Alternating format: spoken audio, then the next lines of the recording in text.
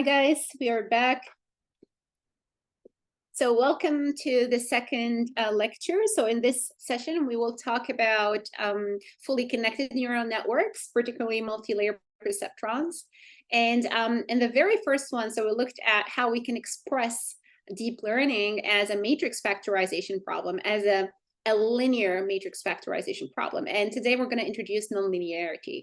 And nonlinearity is basically what makes deep learning powerful, because you guys remember, not all data is linear. It could be linearly represented into a linear space, especially for regression problems, for example, or even for linear classifiers. So sometimes you have a very funky kind of twisty distribution that you cannot capture, and you need powerful tools to do so. So let's start with a few, like reminders. So when we say here, a sample is just actually, it could be an image or a text or a video, and we represent each sample by extracting preliminary features. So these preliminary features here are defined into, a d-dimensional space. So we extract, for example, d features, and oops, so let me just change this, sorry. Yeah, so these D features, they will represent different values that we'll extract from this image. So there are different ways of first representing the data in what we call the original space. So this is the original space, and we do some feature extraction.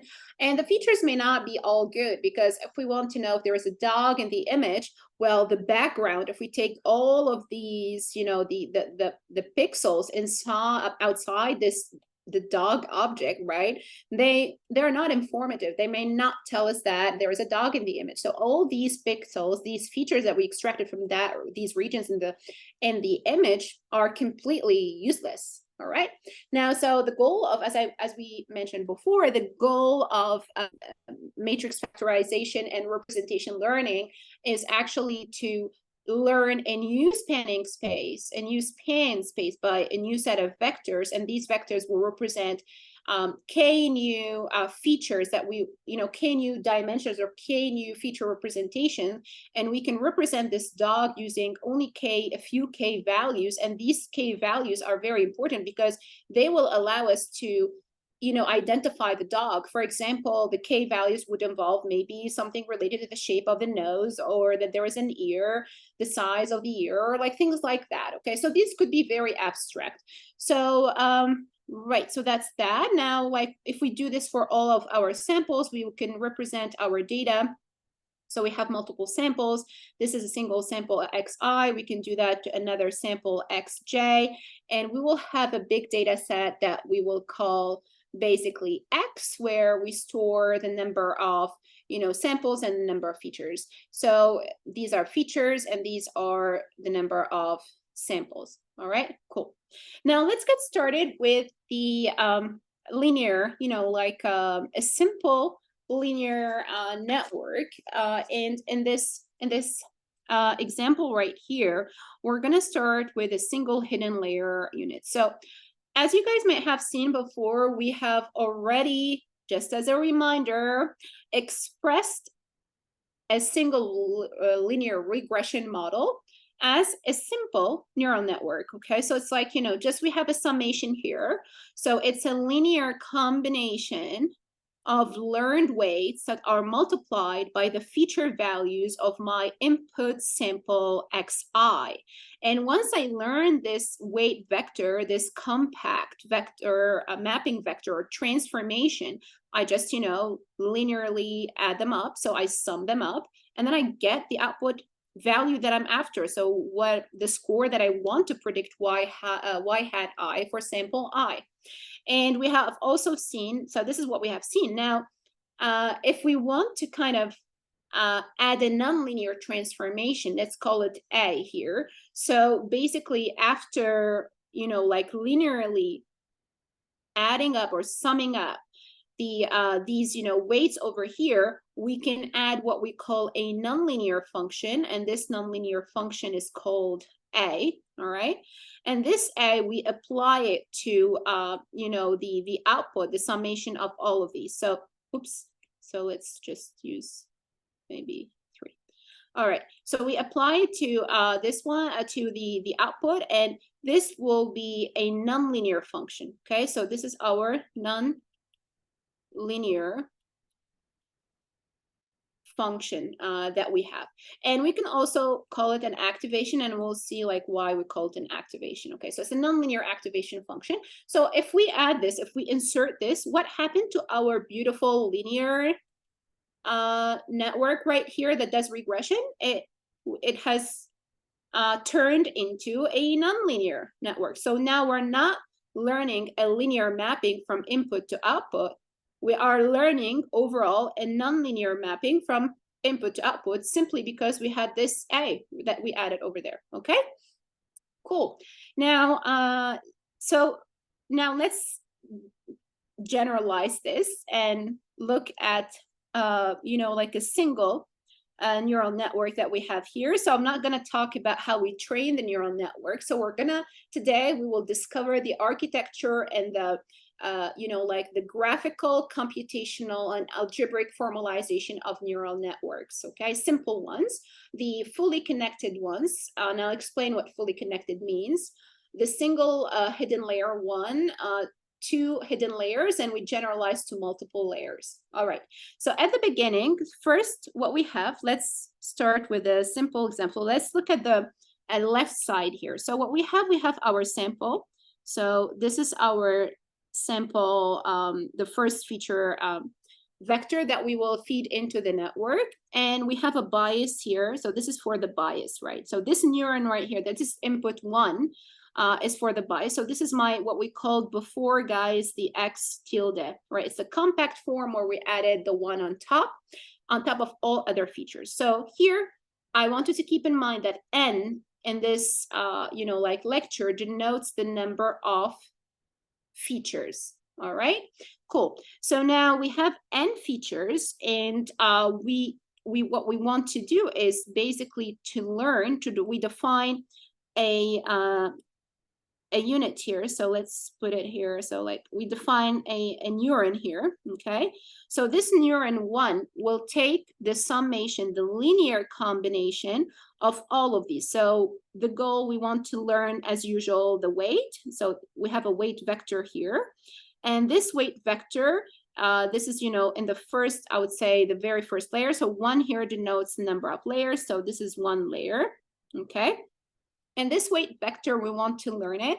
And once we do the summation, we will pass it through this, what we call an activation unit. So this is an activation unit right here. And this activation unit, it kind of stores the, we have, like the function F1. So that's the output. So here it's an activation unit. It's not written. You can think about it as a nonlinear function. Okay, so we have a nonlinear function stored right here. So this nonlinear function may look like this, okay, or maybe like this, or maybe something like that. All right, so we have multiple simple nonlinear functions, and what we have here, so once we do the summation, so it looks very simple, guys. Once we do the summation and we apply the activation function that we have stored in this first neuron, so we'll call it hidden later, I'll explain why. So once we have A applied to the sum of all these guys, right, the output, then we're gonna get F1 of 1. So this is the new feature vector, all right, of my first input, so of my first like learning unit. So I somehow mapped the original sample or feature vector into this, single value right here, F1 of 1, that is the output of this tiny computational part. Okay, now imagine that I have another activation function here. So if I do have another activation function in 2, I'm going to learn different kinds of weights. So W0, so for the first one, so 1 is like the number of features. So I will learn different weights for the second activation, neuron. So this is, another neuron right here. And basically, once I do the summation and I apply the activation, so A applied to the summation of all of these guys, right?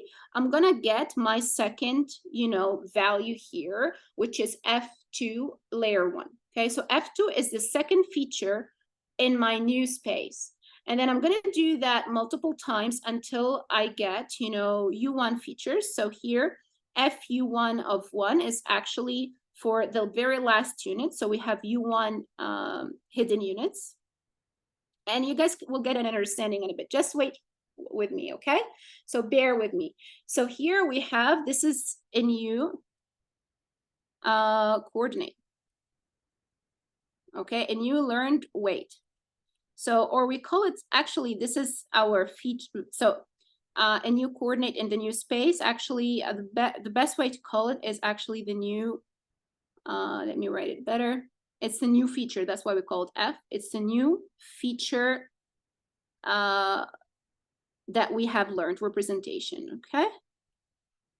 So what we have started off with, so I want you to remember, we started off with 1x1, this is the original sample, and then we mapped it through this network to, these transformed feature values, F1 and F2, and then we have FU1, okay? So this is, when we say 1, it means, we have only one layer or one layer of mapping. So that notation is for one single layer, okay? So what happens here? Here we have somehow projected the data into a new space, and this new space, right? We have new coordinates, new weights, new features that we extracted. So think about it. These hidden units, so we call them hidden units because actually, I'm not sure that the word hidden is the best word to use here, but if I use a different vector, a different, color. So this is, unit 1, unit 2, we have U1 units, all right? So these have different values right there. So you can think of these as, like we have a high dimensional space. So before we apply actually the activation, we have along a big matrix W that we are learning. And this big matrix W will allow us to map the new data into this W space. So W is actually the big W here that collects all of these guys, right? Is my spanning matrix. It's the same thing, guys, of my new space, okay? So, and this space is actually lives in layer 1. So this space spans layer 1. And then these outputs right here that we learned, right, F1, F2 are actually the coordinates. So my point here is represented by this F vector that has F1 until FU1. How many dimensions I have here is actually U1 dimensions, okay? U1 spanning vectors, all right? Cool. So now what we call this, basically, if you guys, we take one step back. So here we have the input layer. So this is called the input layer, the very first, X data, that's the input layer. The hidden layer is actually the units right here. So all these units, because they calculate something that we cannot see, something abstract, right? It's not like the original data we can visualize. They call them, hidden units and the hidden layer. So these define the hidden layer. And this whole, this whole part right here, which is, the W, including the activation function somehow that is right there, right, defines the feature transformation. So we're transforming the original features into a new space spanned by W1, W2, etc.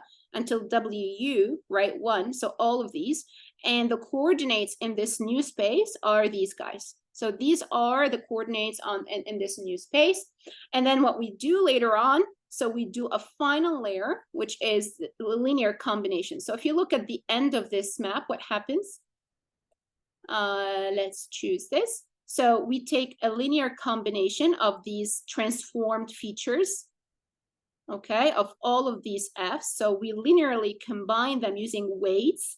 And then when we combine them, we get basically the final output, which is the Y that we want to predict. So we get the y here for this sample, this particular sample. All right, so this is the whole model, is actually this model. And so this is the whole model, and the model that we're learning includes feature transformation, which is nonlinear because we have an activation function in the hidden layer. And then it includes also the part where we have the linear combination here. Actually, they should add it right here, it's missing. So here, this part is actually linear combination of the transformed features. And when you take the linear combination and the feature transformation, all of them together, they will give you the final model, and it will output the predicted value. So this is, you know, how we write it down. So if we want to write down the representation function f, so these are the features, the transformed features of x. So think about it as regression problem, right? It's very simple. So we have, if we remove this, we have our first regression problem that we have seen if we don't have any activation, right? So it's a linear regression. So up to here, this whole part right here is beautiful and linear. So we have a simple linear combination of, you know, different weights that we're trying to learn, wn, for each feature, for each feature n, right? So we have different features here, and we're trying to learn the w, and then we add a bias. And this, you know, like basically when we sum this up and add a you know, like add an activation, a nonlinear function, now we moved from a linear kind of, you know, transformation to a nonlinear one. And if you look at this right here, so here you have vector notations, but for if we calculate the jth entry, so which means this is my whole f layer 1 transformation of my sample x, and I take the jth entry of this vector, which is f j1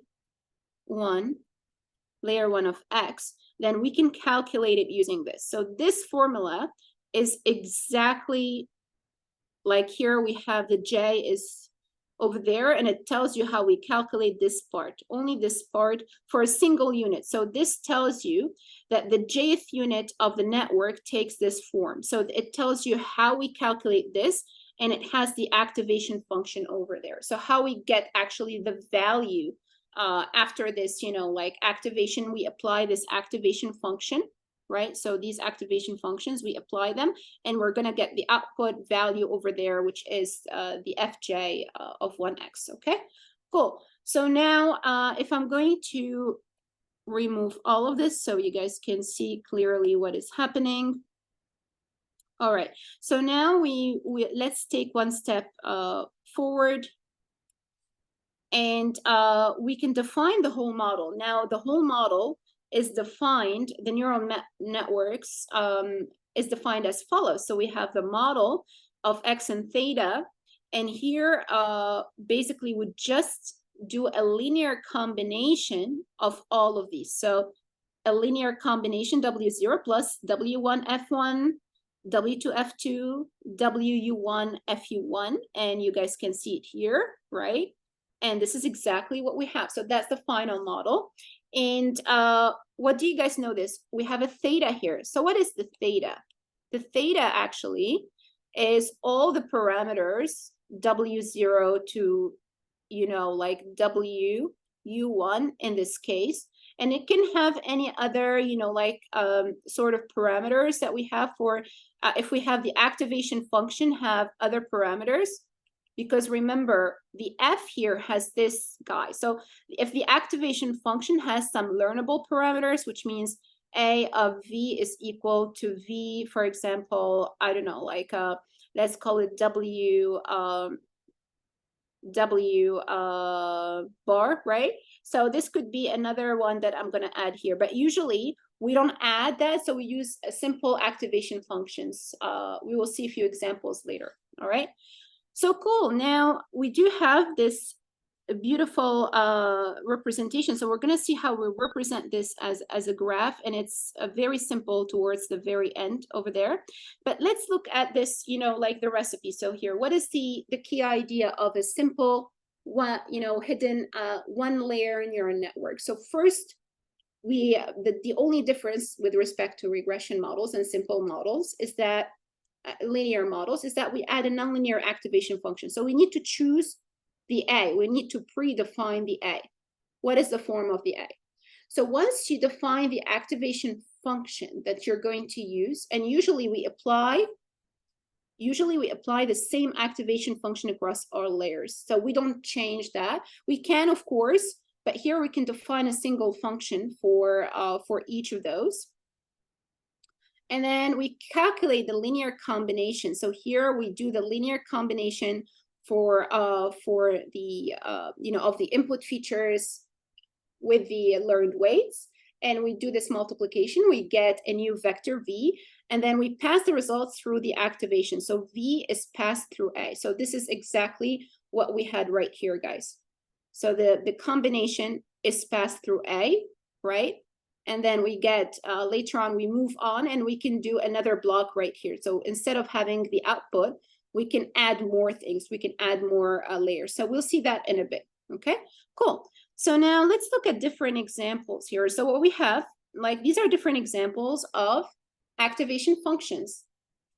So first, we're looking at the first layer. So we have 10h as activation function, and it takes two variables, w01, w11, and these are set randomly.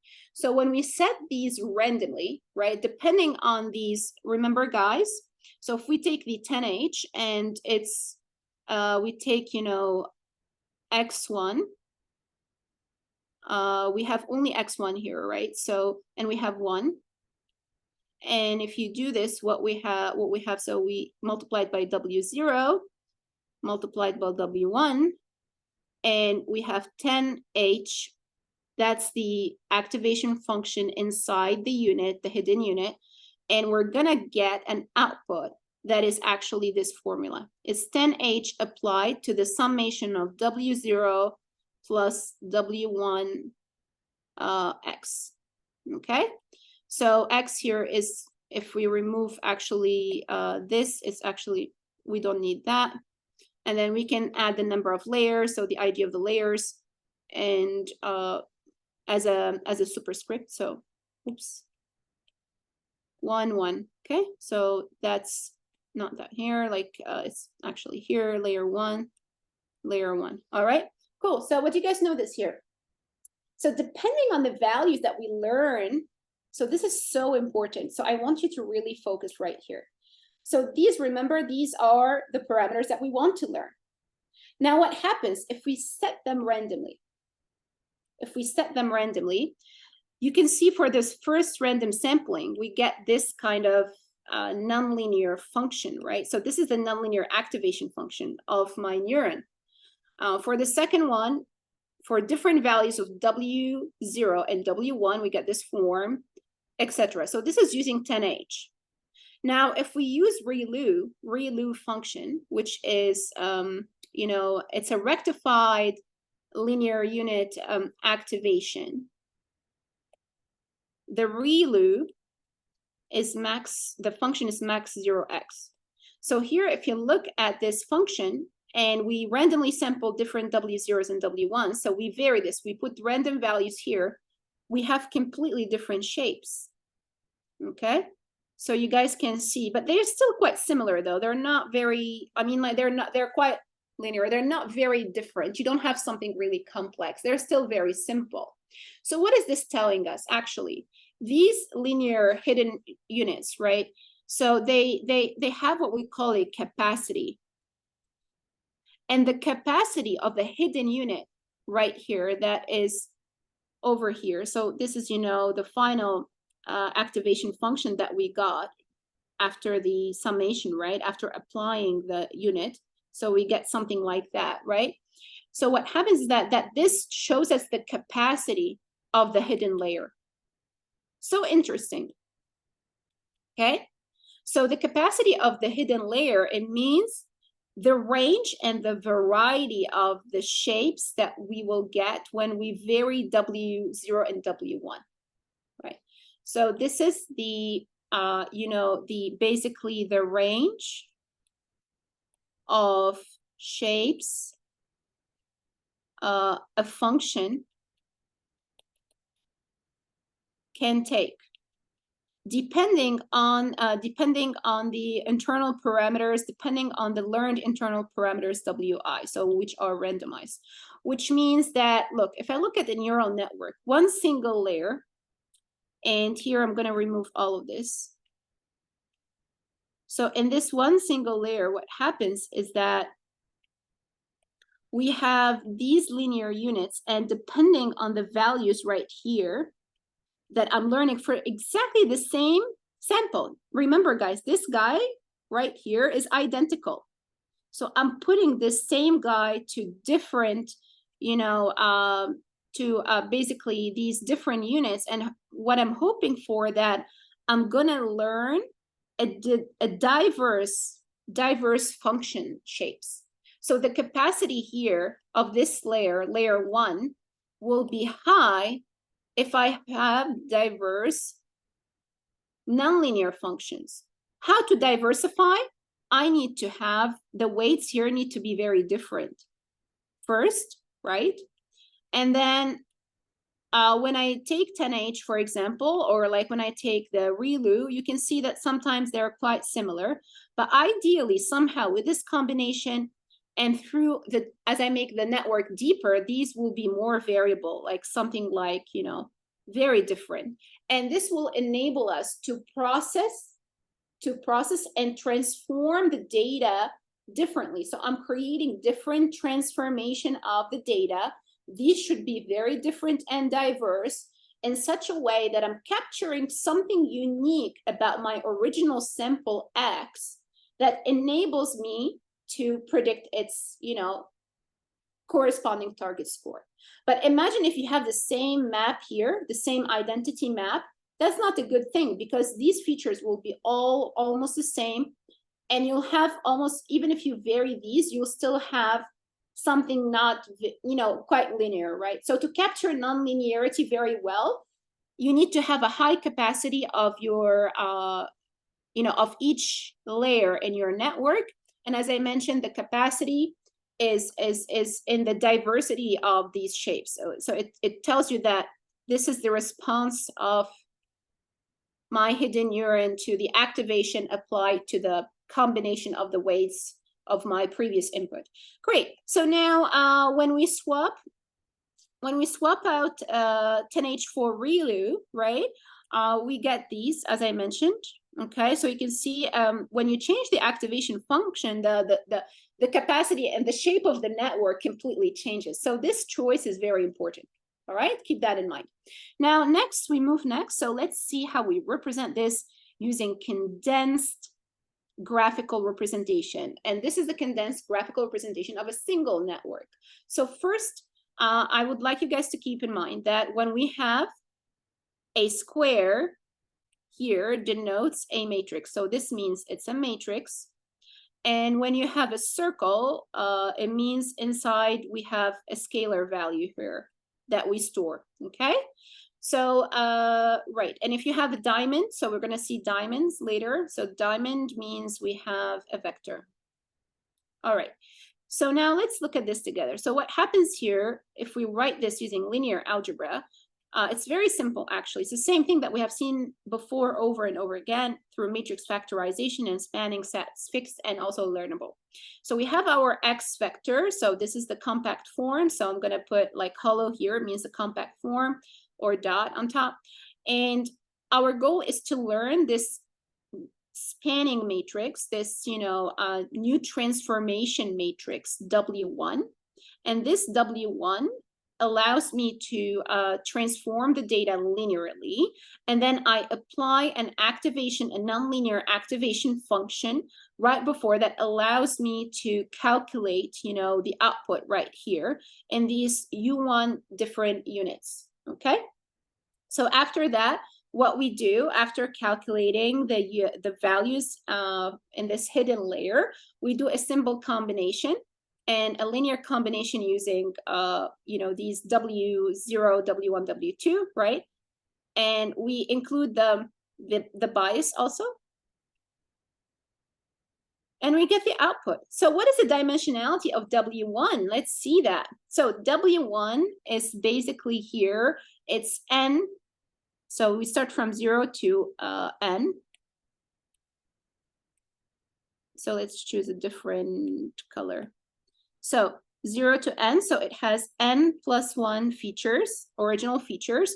And we have 1 to U1 column. So we have U1 spanning vectors. This is my new space. It's my new space. W1 is basically my new space, right? It stores the vectors, my new basis, right?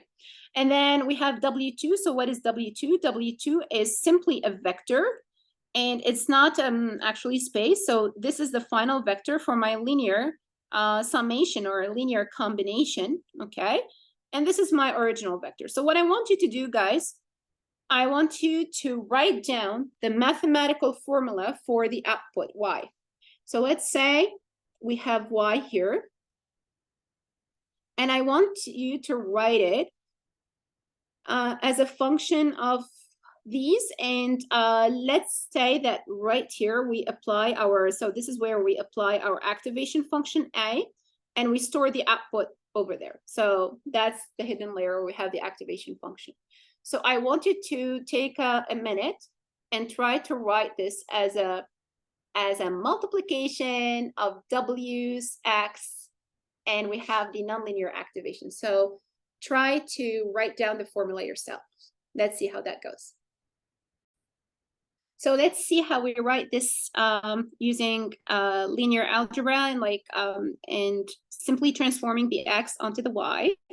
So here is a compact diagram illustrating the computations of a single unit neural network. So this is also a beautiful representation where we can translate this, okay, into a simple like algebraic multiplication of matrices and vectors. So let's read this together. So first we have, as I mentioned, the x, which is the input layer. So as I mentioned, diamond here, it means it's a vector.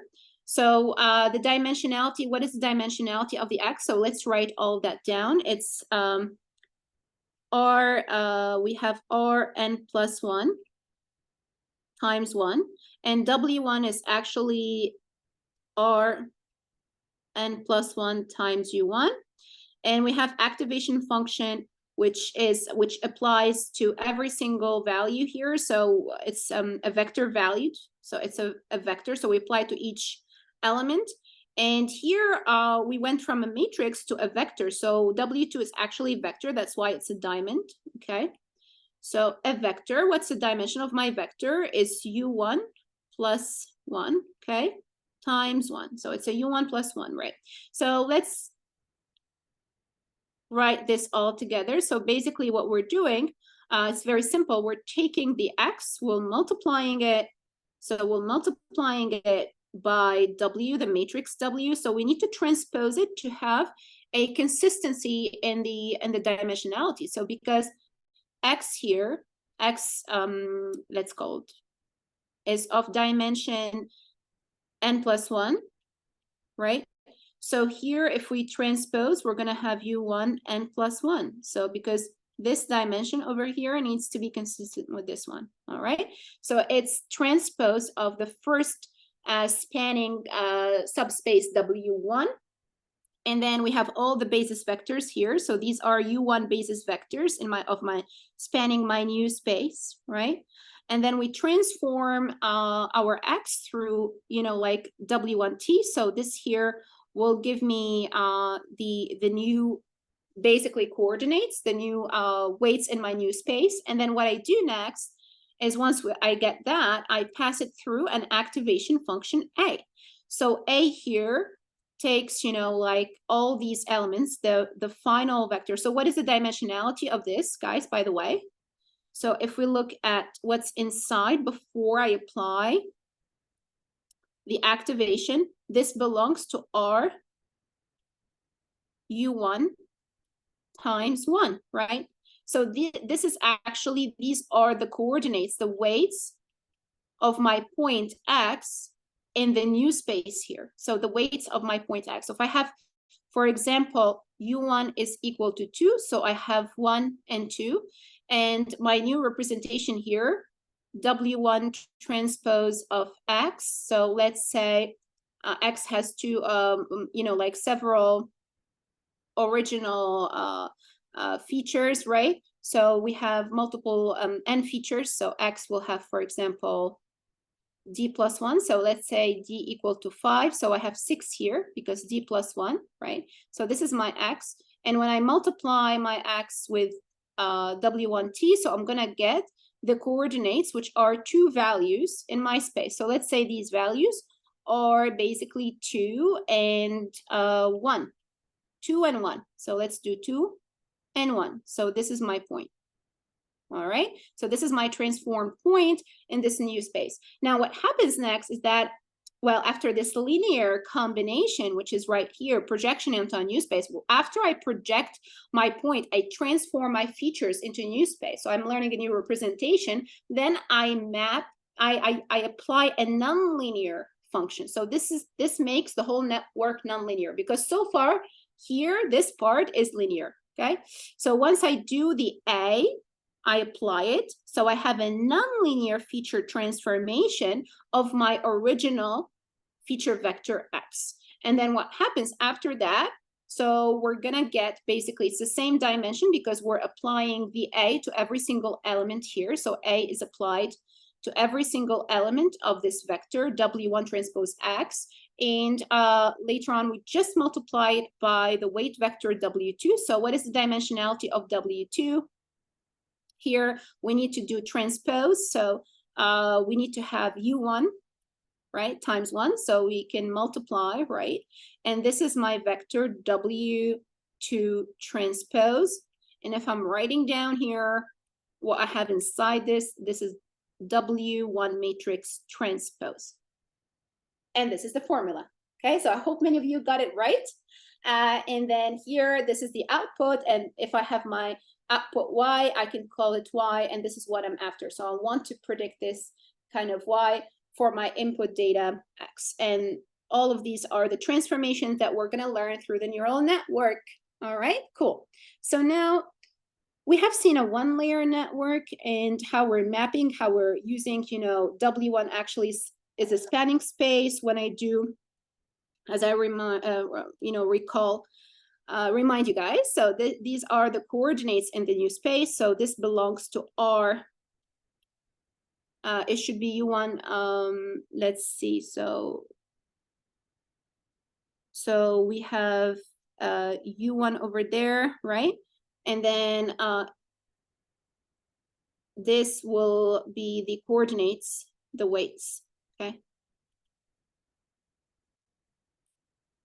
of the point X in this space spanned by W1, all right?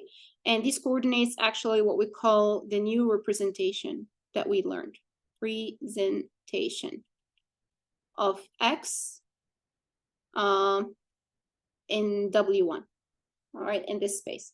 All right, cool. Now, let's try to generalize this to a 2 hidden layer units.